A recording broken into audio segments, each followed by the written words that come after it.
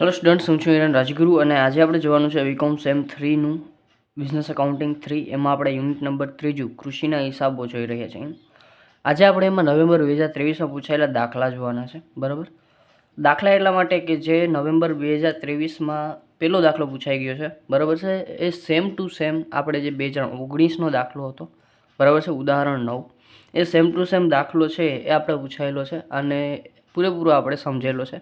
ક્યાંક અમુક રકમ છે એ ચેન્જ કરેલી છે, બાકી આખો કોન્સેપ્ટ અને આખો દાખલો સેમ છે રકમ સાથે. બરાબર છે, તો એની લિંક તમને ડિસ્ક્રિપ્શનમાં મળી જશે. બરાબર છે, આ દાખલામાં શું કહેવા માંગે છે, જો બીજા દાખલામાં, બરાબર છે, તો શ્રી દેવાંશ પાસે ખેતી લાયક ખેતરોમાં 2 વિભાગો છે. એકમાં બાજરી અને બીજામાં ચોખાનો પાક લીધેલો છે. નીચેની માહિતી પરથી દરેક પાકનું ખાનાવાળું કૃષિ ખાતું તૈયાર કરો અને ચોખ્ખો નફો શોધો. દાખલો એકદમ ઇઝી છે. બરાબર, એકદમ બેઝિક છે અને આ પ્રકારના સમ પણ આપણે કરેલા છે.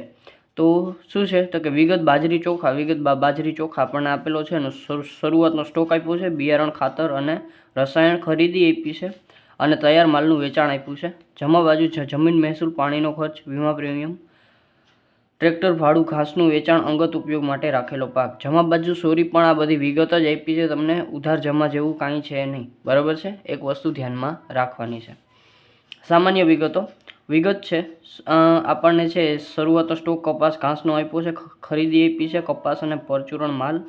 પછી પશુ વિભાગની પેદાશ આપી છે આપણને, છાણિયું ખાતર વેચ્યું, પશુના વીમાનું પ્રીમિયમ, ડસ્ટર અને સ્પ્રેયરનું ભાડું મળ્યું, લોન પર વ્યાજ ચૂકવ્યું, ખેત સાધનોની કુલ ઘસારો આપણને આપેલો છે.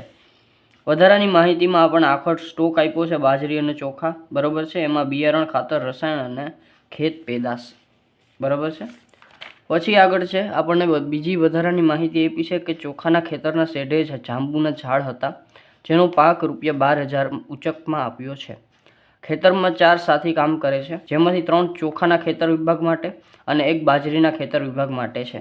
દરેક સાથીને 30,000 વાર્ષિક ચૂકવાય છે. બંને વિભાગના ખેતરના મજૂરોને મજૂરીને બદલે અનાજ આપેલ છે, જેમાં બાજરીના ખેત મજૂરોને 30,000ની બાજરી અને ચોખાના ખેત મજૂરોને 70,000ના ચોખા આપેલ હતા. 12% સરકારી મંડળીની લોન ₹40,000ની વર્ષની શરૂઆતમાં લીધી હતી. તેના પર પ્રથમ 6 માસનું વ્યાજ ચૂકવેલ છે, બાકીનું વ્યાજ ચૂકવવાનું બાકી છે. 5મામાં છે સાધનોના ઘસારા પૈકી બાજરી અને ચોખાના ખેતરોનો ઘસારો ₹60,000 હતો. બરાબર છે, જે 2:3 ખેતરોનો નહીં પણ ખેતરોના સાધનોનો ઘસારો. બરાબર છે, ખેતરોનો સાધનોનો ઘસારો. બરાબર છે, ચાલો, સાધનોનો ઘસારો 60,000 હતો, જે 2:3 લેખે વેચવાનો હતો. બાકીનો ઘસારો નફા નુકસાન ખાતે લઈ જવાનો હતો, જે જનરલ સાધનોનો હતો. પશુ વિભાગમાંથી અપાયેલ છાણિયું ખાતર છે. બરાબર છે, તો એ છે બાજરી વિભાગ 15,000 અને ચોખા વિભાગ છે 15,200. તો આટલી વસ્તુ આપેલી છે અને આપણને 2 વસ્તુ તૈયાર કરવાની કીધી છે. એ છે એ આપણે એક તો ખાનાવાળું કૃષિ ખાતું, બરાબર છે, જે આપણે 2 વસ્તુ માટે બાજરી અને ચોખા માટે બનાવવાનું છે અને ચોખ્ખો નફો આપ્યો છે. બરાબર છે, અને એ છે એ ચોખ્ખો નફો આપણે ક્યાંથી લેશું તો કે સામાન્ય નફા નુકસાન ખાતું, જનરલ નફા નુકસાન ખાતું બનાવીને લેશું. ચાલો, તો દાખલો સ્ટાર્ટ કરીએ. સૌપ્રથમ આપણે છે એ એક આપણે દેવાંશનું પાક દીઠ ખાનાવાળું કૃષિ ખાતું, તારીખ આપણને આપી નથી, નકર આપણે એડ કરત. અને એક છે એ સામાન્ય નફા નુકસાન ખાતું. ખાનાવાળું કૃષિ ખાતું તમને ખબર છે 2 આપણને આપણા જે છે એ પાક આપ્યા છે, એક બાજરી આપી છે, એક ચોખા આપ્યા છે, તો બંને માટે આપણે બનાવશું.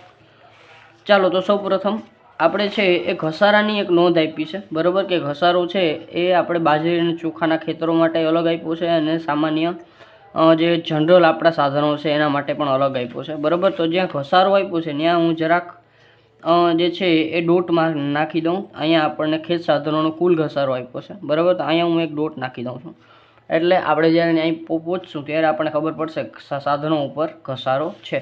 આ સિવાય આપણને બીજી કોઈ એડિશનલ ઇન્ફોર્મેશન આપી નથી. બરાબર છે, બાકીના બધા વધારાના જે એક્સપેન્સીસ અને બાકી બધું છે એ જ છે. બરાબર છે, તો ચાલો દાખલો સ્ટાર્ટ કરીએ. સૌપ્રથમ છે શરૂઆતનો સ્ટોક, અને એ ક્યાંનો છે તો કે આપણે બાજરી અને ચોખાનો છે શરૂઆતનો સ્ટોક, એટલે આપણે આપણા કૃષિ ખાતામાં લખશું. તો અહીં લખશું આપણે શરૂઆતનો સ્ટોક. અને હું જરાક આમ કરી નાખું એટલે તમને દેખાવામાં થોડીક વધારે સરળતા રહે. ચાલો તો શરૂઆતનો સ્ટોક છે બિયારણ 24,000 અને 22,000. ખાતર છે 2 લાખ અને 2,40,000.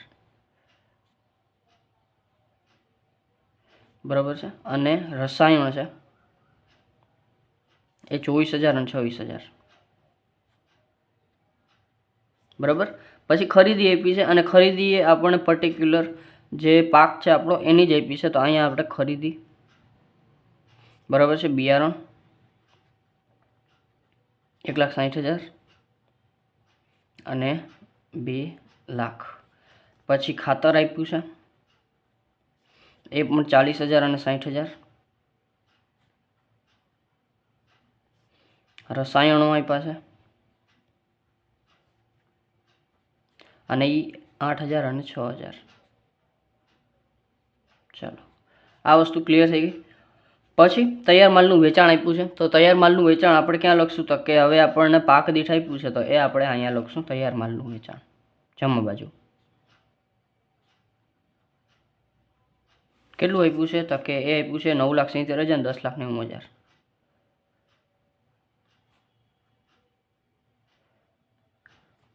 ચાલો પછી જમીન મહેસૂલ આપ્યું છે. તો જમીન મહેસૂલ છે આપણો ખર્ચ છે અને એ પણ આપણે પાક દીઠ આપ્યો છે તો આપણે અહીંયા લખશું જમીન મહેસૂલ 16,000 12,000. પાણીનો ખર્ચ તો એ પણ આપણો ખર્ચ છે તો એ 14,000 અને 24,000. વીમા પ્રીમિયમ એ પણ આપણો ખર્ચ છે તો 4,000 અને 5,000. ટ્રેક્ટર ભાડું આપ્યું છે 5,000 6,000 તો એ પણ આપણો ખર્ચ છે તો 5,000 અને 6,000. ઘાસનું વેચાણ, ચાલો તો ઘાસનું વેચાણ આપણું આવક છે તો અહીંયા આપણે લખશું ઘાસનું વેચાણ અને એ આપેલું છે આપણને 3,800 અને 7,200. પછી છે અંગત ઉપયોગ માટે રાખેલો પાક. હવે જો અંગત ઉપયોગ માટે રાખેલો પાક આપણા માટે ઉપાડ છે બરાબર છે. તો ઉપાડ આપણે શું કરશું? જમા લેશું બરાબર છે. તો અહીંથી આપણો માલ જાય છે તો અહીં લખશું આપણે અંગત ઉપયોગ માટે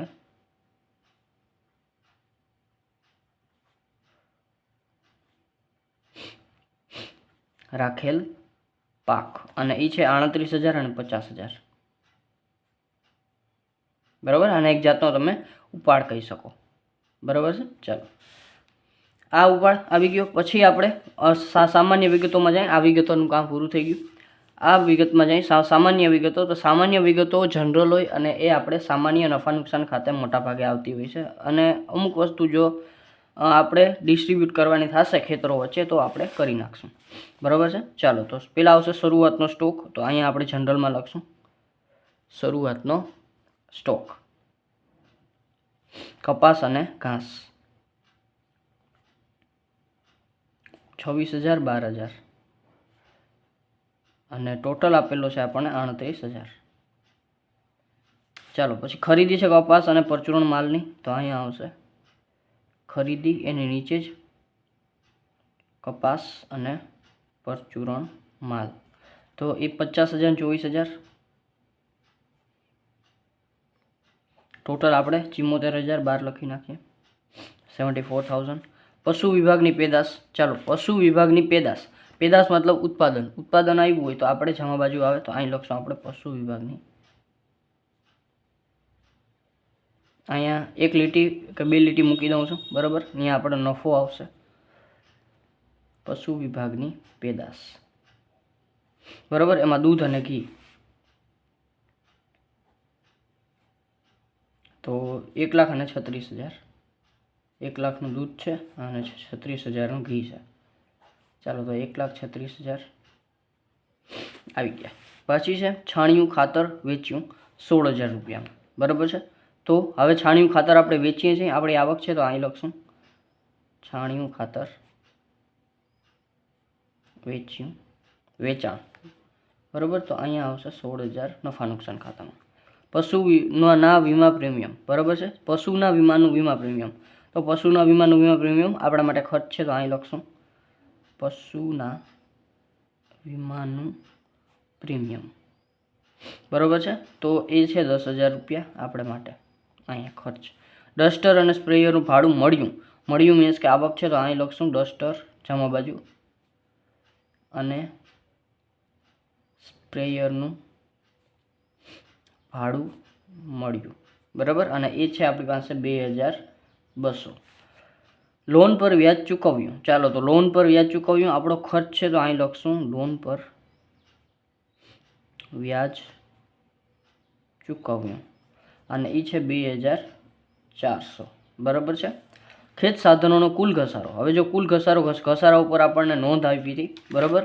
તો શું આપ્યું છે, તો કે સાધનોના ઘસારા પૈકી બાજરી અને ચોખાના ખેતરોનો સાધનોનો ઘસારો 60,000 હતો.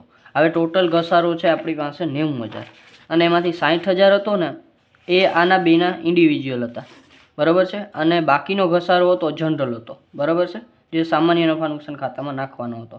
તો અહીંયા હું લખું છું ઘસારો કેટલો, તો કે 60,000 તો આ બેના ખેતરોનો હતો, બરાબર છે. તો 90,000 ટોટલ હતો, એમાં 60,000 આપણે જવા દઈએ તો 30,000નો ઘસારો હોય તો એ આપણો ક્યાંનો છે, તો કે આપણો સામાન્ય નફા નુકસાનનો ઘસારો છે, સામાન્ય ખેત સાધનોનો ઘસારો છે, બરાબર છે. પછી બીજા નંબરમાં આપણને આ 30,000, તો આ 60,000 છે એ ક્યાં દેવાના, તો કે એ આપણે અહીંયા દેવાના. તો અહીંયા આપણે લખશું ઘસારો કેવી રીતે, તો કે 60,000 જે વધ્યા, બરાબર, એ આપણે 3:2 પ્રમાણમાં, બરાબર, એને કીધું જ છે 2:3 પ્રમાણમાં, 2:3 પ્રમાણમાં આપણે આ બેને વેચવાના છે 60,000ને, બરાબર છે. ચાલો, તો 60,000 ભાગ્યા 3 ને 2 5, એટલે કે 12 × 50 = 60, 12,000 એને ગુણ્યા 2 ગુણ્યા 3, એટલે કે 12 દુ 24, 24,000 આને, અને 12 તેરી 36, 36,000 આના, બરાબર છે. આ બેનો ઘસારો થઈ ગયો, બરાબર છે આપણો. પછી ઘસારાનું કામ કમ્પ્લીટ થઈ ગયું, આગળ વધીએ. ઘસારો થઈ ગયો, પછી છે વધારાની માહિતી. તો આખર સ્ટોક આપ્યો છે આપણને અને બધીનો ઇન્ડિવિજ્યુઅલ આપ્યો છે, એટલે કે આપણે આ બાજુ લખશું આખર સ્ટોક. તો અહીંયા હું 2-3 લીટી વધારે મૂકી દઉં છું, આખર સ્ટોક, બરાબર. તો બિયારણ એ આપ્યું છે 36,000, 10,000, 36,000, 10,000. પછી ખાતર આપ્યું છે 28,000, 36,000. પછી રસાયણો આપ્યા છે એ 800 અને 8,000. અને ખેત પેદાશ આપી છે અને એ આપી છે 22,000 અને 36,000. એની અનાજ, બરાબર, ખેત પેદાશ આખરની આપણી પાસે જે વધી છે એ, બરાબર છે, 22,000 અને 36,000. ચાલો, તો અહીં સુધીનું કામ થઈ ગયું. હવે આપણે પાછળ આવેલા જઈએ, બરાબર. શું કીધું છે, તો કે ચોખાના ખેતરમાં શેઢે જાંબુના ઝાડ હતા, જેનો પાક 12,000માં ઉચ્ચક આપ્યો હતો, બરાબર છે. ઉચ્ચક આપ્યો છે એટલે દઈ દીધો છે, બરાબર છે. એટલે ખેતરના શેઢે જાંબુના ઝાડ હતા, તો જાંબુ આપણા ખેતરના શેઢે હતા, બરાબર છે. તો એ આવક કેની કહેવાય, તો કે ચોખાના ખેતરની કહેવાય, બરાબર છે. તો અહીંયા આપણે લખીએ જે જાંબુ આપણે વેચ્યા છે, બરાબર છે, એટલે કે જાંબુનું વેચાણ કેમાં હતા, કે કેના ખેતરમાં હતા, ચોખાના ખેતરમાં. તો અહીંયા આપણે બ્રેકેટમાં ચોખાના ખેતરમાં લખી નાખીએ, બરાબર. કેટલાના વેચ્યા હતા, કે 12,000માં. તો આપણે બાજરીને મૂકી દઈએ, બરાબર છે, અને ચોખાના ખેતરમાં લખી નાખીએ 12,000, બરાબર છે, કારણ કે 12,000ની આવક ચોખાના ખેતરની હતી. પછી છે ખેતરમાં 4 સાથી કામ કરે છે, જેમાંથી 3 ચોખાના વિભાગ માટે અને 1 છે બાજરી ખેતર માટે હતા. દરેક સાથીને 30,000 વાર્ષિક ચૂકવાય છે. તો હવે આમાં આપણે છે એ શું છે, તો કે 4 સાથી કામ કરે છે, તો આપણો ખર્ચ છે અને 2ના ઇન્ડિવિજ્યુઅલ આપ્યા છે આપણને, બરાબર છે. તો એક આપણે અહીંયા લખશું આપણા ખાનાવાળા કૃષિ ખાતામાં સાથીનો આપણે ચૂકવણી કરીએ છીએ, એટલે સાથીની મજૂરી તો ના કહેવાય, પણ સાથીને આપણે પગાર આપીએ, તો અહીંયા આવશે સાથીનો પગાર, બરાબર છે. હવે સાથીનો પગાર 2 જણાને છે, એક આપણે બાજરીના માટે અને એક ચોખા માટે. તો એમાં એ નિયમ કીધું છે કે વાર્ષિક કેટલા ચૂકવાય છે? 30,000. અને ચોખાના વિભાગ માટે 3 સાથી હતા, બરાબર છે. 3 ચોખાના ખેતરમાં હતા અને એક બાજરીના ખેતરમાં હતો. તો ચોખાના ખેતરમાં અહીંયા હું લખું તો ચોખાના ખેતરમાં આપણી પાસે પહેલાં ચોખાનું ખેતર આપ્યું છે એટલે ચોખાનું ખેતર જ લઈ 3 ગુણ્યા કેટલા તકે 30,000, બરાબર છે. તો 90,000 કોને થશે? તો કે ચોખાના ખેતરમાં. તો ચોખાના ખેતરની નીચે જ આપણે લખવાનું થશે 90,000 અને 1 ગુણ્યા 30,000, કારણ કે અહીંયા એક જ સાથી હતો બાજરીના ખેતરમાં. તો 30,000 ગુણ્યા 1 એટલે કે 30,000. ચાલો, તો આ થઈ ગયું, બરાબર છે. સાથીનો પગાર થઈ ગયો 90,000 કેનો? તો કે ચોખાનો અને 30,000 બાજરીનો. પછી છે બંને વિભાગના ખેતરના મજૂરીને બદલે અનાજ આપેલ હતું, જેમાં બાજરીના ખેત મજૂરોને 30,000ની બાજરી અને ચોખાના ખેત મજૂરને 70,000ના ચોખા આપેલા હતા. તો પહેલાં તો અહીંયા આપણે લખશું મજૂરીને બદલે અનાજ. પહેલાં તો ચૂકવણી થાય છે એટલે ઉધાર બાજુ,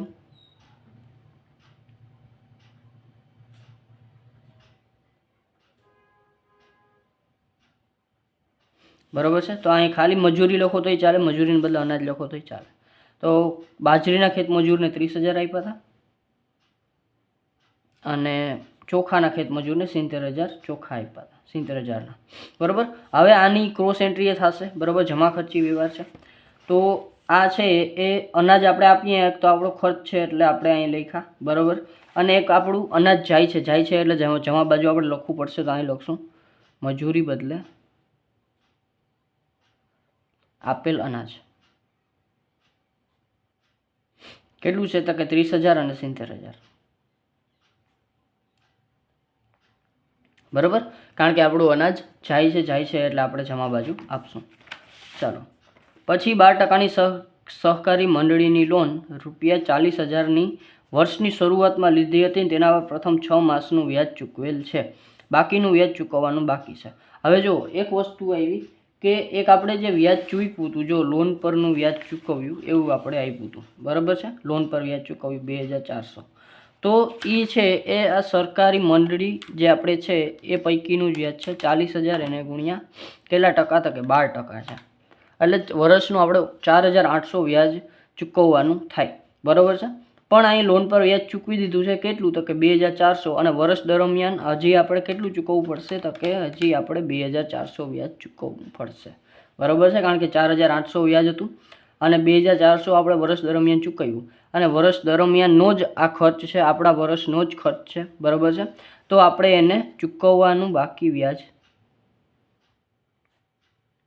જે હજી 2,400 આપણે ચૂકવવાનું બાકી છે એ પણ આપણે અહીંયા એને આપી દઈશું 2,400 ચૂકવવાનું બાકી વ્યાજ સહકારી મંડળી પર, બરાબર છે. ચાલો, તો સહકારી મંડળીની લોન પર વ્યાજ આપણે 2,400 ચૂકવવાનું બાકી છે એ આપણે સામાન્ય નફા નુકસાન ખાતે આપ્યું, કારણ અને 2,400 આપણે ઓલરેડી ચૂકવી દીધા છે અને હજી ચૂકવવાના 2,400 બાકી છે, બરાબર છે. ચાલો, સાધનોના ઘસારા પૈકી બાજરી અને ચોખાના ખેત સાધનોવાળો ઘસારાવાળો આપણો મુદ્દો છે એ થઈ ગયો. પછી છે પશુ વિભાગમાંથી આપેલ છાણિયું ખાતર. આ પશુ વિભાગમાંથી આપણે છાણિયું ખાતર આપીએ છીએ, બરાબર છે. એટલે એક બાજુ છાણિયું ખાતર જશે અને એક બાજુ છાણિયું ખાતર આવશે, બરાબર. તો અહીંયા જાય છે છાણિયું ખાતર, બરાબર છે, જનરલ પશુ વિભાગમાંથી. તો આપણે અહીંયા છે એ છાણિયું ખાતર ક્યાં લઈ જશું? તો કે ખેત વિભાગોમાં. તો ખેત વિભાગોમાં આપેલ છાણિયું ખાતર, બરાબર છે. ચાલો, તો એ આપણે આવી 1,500 અને 15,000 અને 15,200, બરાબર. બે વિભાગમાં આપણે આપ્યું છે એટલે હું ટોટલ જ માત્ર 12 લખી નાખું. 15,000 + 15,200 એટલે 30,200નું છાણિયું ખાતર આપણે છે એ બે વિભાગોમાં આપ્યું. હવે અહીંયાથી આપણે છાણિયું ખાતર આપ્યું અને ક્યાં લઈ ગયા? તો કે આપણા ખેત વિભાગોમાં. તો ખેત વિભાગોમાં આપણે છે એ છાણિયું ખાતર મળશે. તો અહીંયા આપણે મળશે મીન્સ કે આપણે જે છે એ અહીંયા ઉધાર આપશું, બરાબર છે. તો અહીં લખશું આપણે પશુ વિભાગમાંથી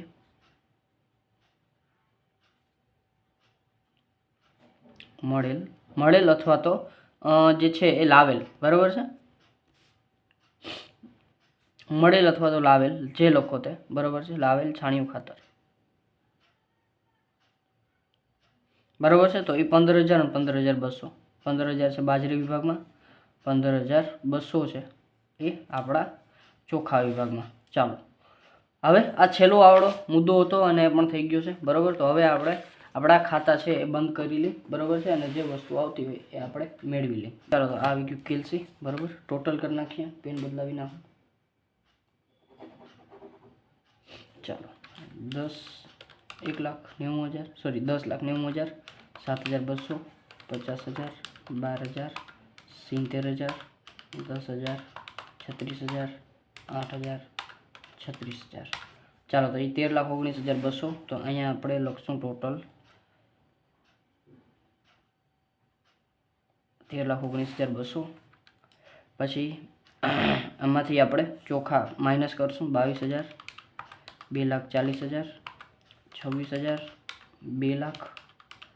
2,60,000, 6,000, 12,000, 24,000, 5,000, 6,000, 36,000, 90,000 અને 70,000 પ્લસ 15,200 લાસ્ટમાં એ આવશે 8,12,200. એમાંથી આપણે 13,19,200 માઇનસ કરશું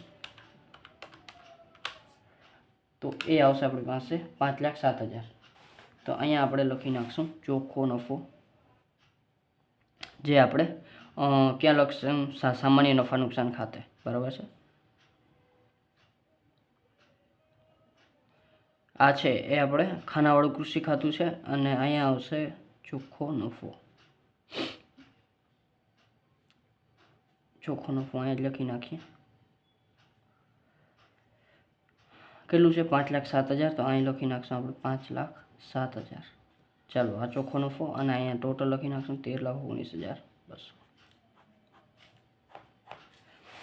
આ બાજુનું ટોટલ કરી નાખીએ 9,70,000, 3,800, 38,000, 30,000, 36,000, 28,000, 800 અને 22,000.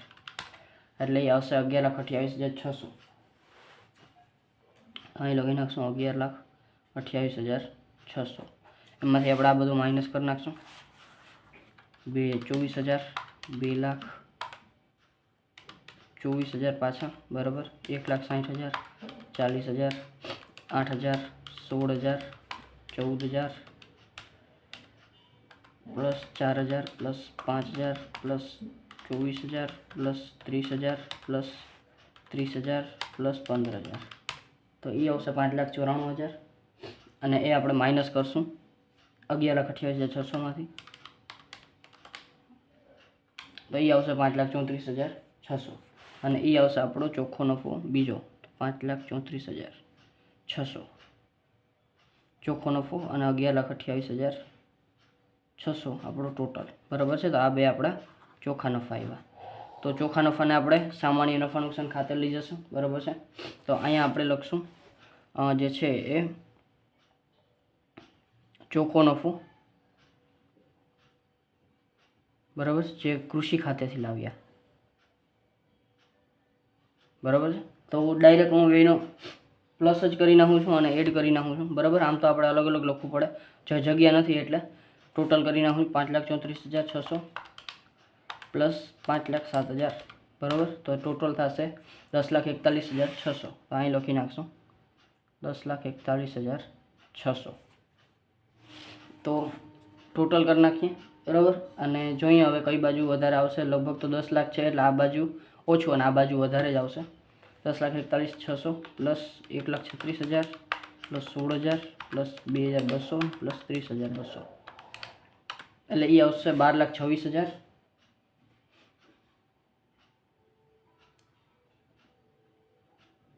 અહીં લખશું 12,26,000. એમાંથી આપણે આટલો ખર્ચો minus 38,000 plus 74,000 plus 10,000 plus 2,400 plus 2,400 plus 30,000 એટલે એ આવશે 1,56,800. એમાંથી આપણે 12,26,000 માઇનસ કરશું એટલે એ આવશે 10,79,200. તો અહીંયા આપણે લખી નાખશું ચોખ્ખો નફો બરાબર, જે આપણે ફાઇન્ડ આઉટ કરવાનું કીધો હતો 10,79,200. 200 બરાબર છે. ચાલો, તો ચોખ્ખો નફો આવી ગયો આપણો, બરાબર, મીન્સ કે દાખલો આપણો કમ્પ્લીટ. તો આ હતો એકદમ ઇઝી દાખલો હતો, એકદમ બેઝિક દાખલો હતો, બરાબર છે.